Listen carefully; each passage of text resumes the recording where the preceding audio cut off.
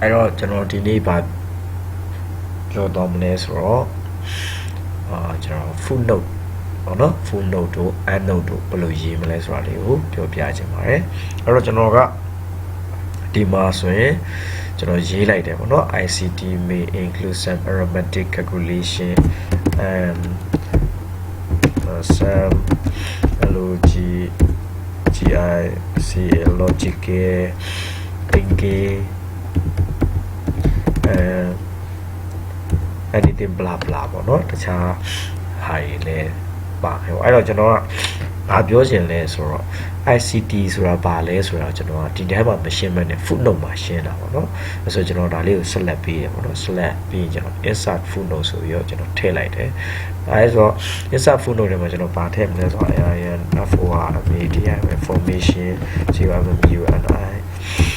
CDI communication TECH hello GUI technology ဟုတ်ပြီနော်အဲ့တော့မှကျွန်တော် some logical thinking and so some logical thinking ပါမယ်ပေါ့နော်နောက်ကြော EU mainland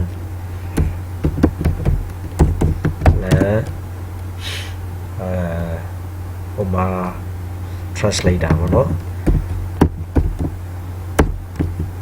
translator တွေအကြောင်းပါတယ်ပေါ့နော်အဲ့လိုမျိုးကျွန်တော်ရေးအဲ့တော့မှကျွန်တော် translator ဆိုတာဘာလဲဆိုတော့တခြားကျွန်တော်တို့ဟိုနဲ့တွဲတော့မှဆိုလို့ကျွန်တော်နောက်ထပ် insert footnote ပဲကျွန်တော်ဒီ page မှာ footnote ထည့်တယ်အဲ့တော့ one က information technology translator အဲ့တော့ DINSLAT or translators are INDE BIEDI interpreter ဟာဆရာကျွန်တော်ရေးရမှာနေပါပြီ BIEDI interpreter ဥပမာ COMPI compiler and assembler ASSEMPLA assembler that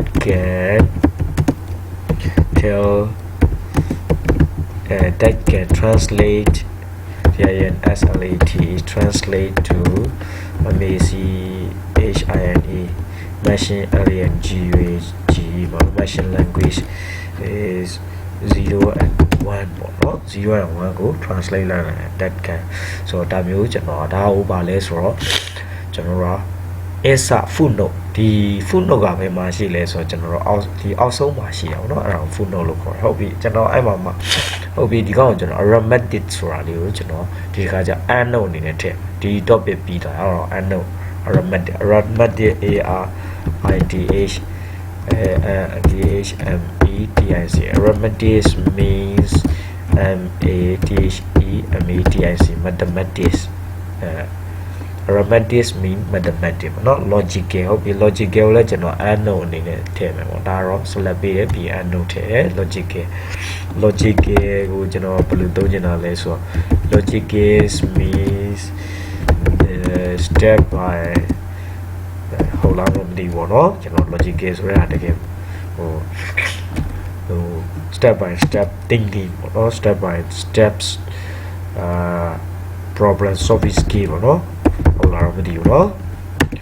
ဆိုတော့ VIT solving skills ဟုတ်ပြီเนาะအဲ့လိုမျိုးလေးတွေကိုကျွန်တော်တို့ကရေးလို့ရတယ်ပေါ့ဒါကိုဘာလို့ခေါ်လဲဆိုကျွန်တော် endnote လို့ခေါ်တယ်ဒါကိုကျွန်တော်တို့ဘာလို့ခေါ်လဲ footnote လို့ခေါ်တယ်အဲ့တော့ကျွန်တော်တို့ရဲ့ thesis ထဲမှာဒီလို endnote တွေ footnote တွေလည်းရေးလို့ရပါတယ်